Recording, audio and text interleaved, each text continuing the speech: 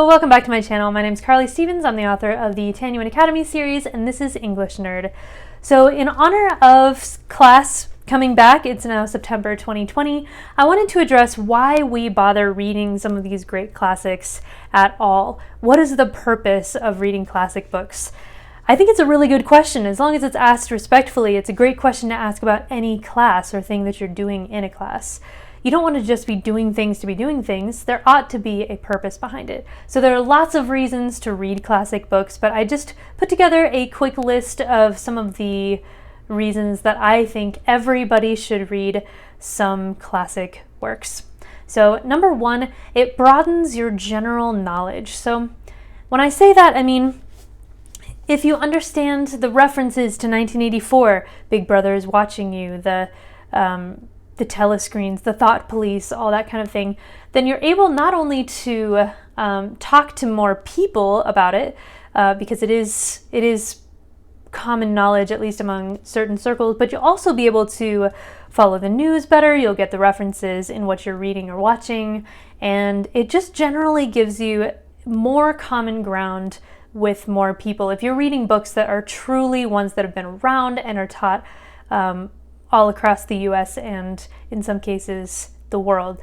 These are not in order, by the way, my reasons for reading classics. These are just reasons given in a random order. But that definitely is a benefit. It can deepen your interaction with society around you if you get some of these references. Okay, number two is that it improves your critical thinking and reading ability.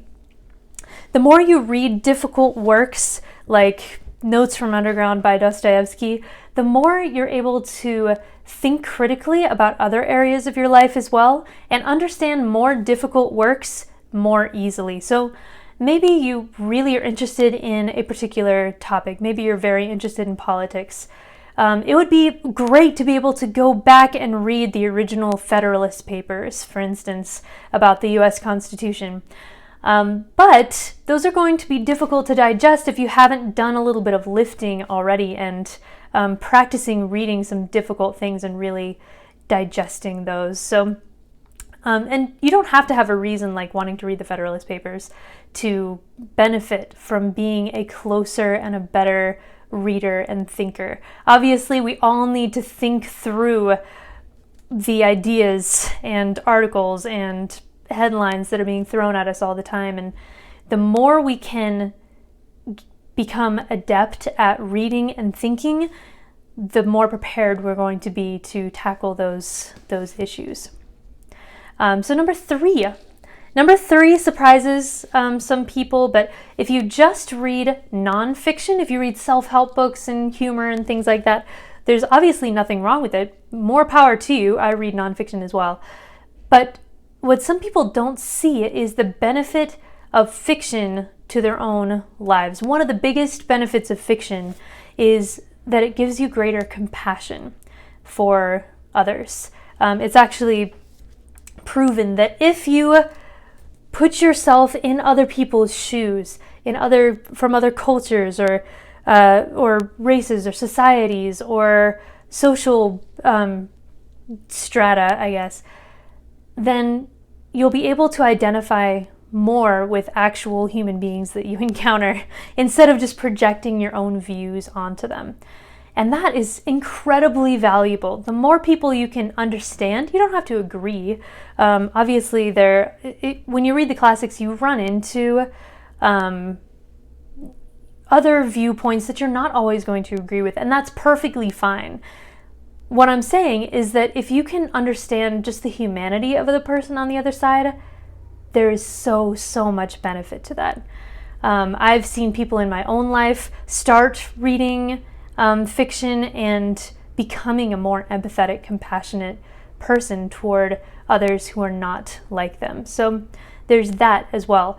If you read the great classics, then it can give you an even broader sort of understanding, not just compassion toward those who are immediately in front of you, but also an understanding that the people of the past are not just these black and white, faceless pictures of, the past, but they were actually human beings that are very, very much like us.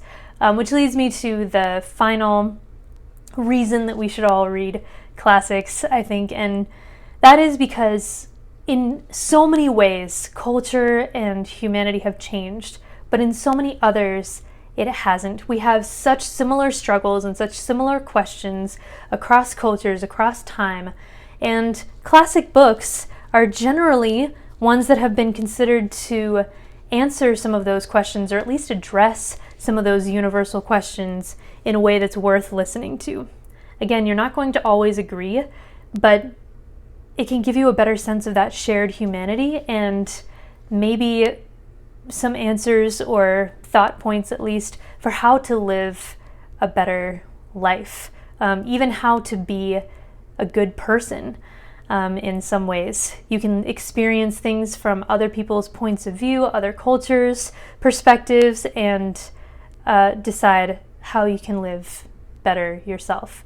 So those are just a smattering of reasons why I think it is totally valuable to be reading the classics, even if you think to yourself, I'm not going to be an English teacher, I'm going to go into biomedicine or whatever it is. There is value to your life to be reading the classics, especially at a young age, but really you can start at any age at all. Okay, that is it. Like this video if you like it. Make sure to subscribe for more English nerdy goodness, and I'll see you next week. Bye.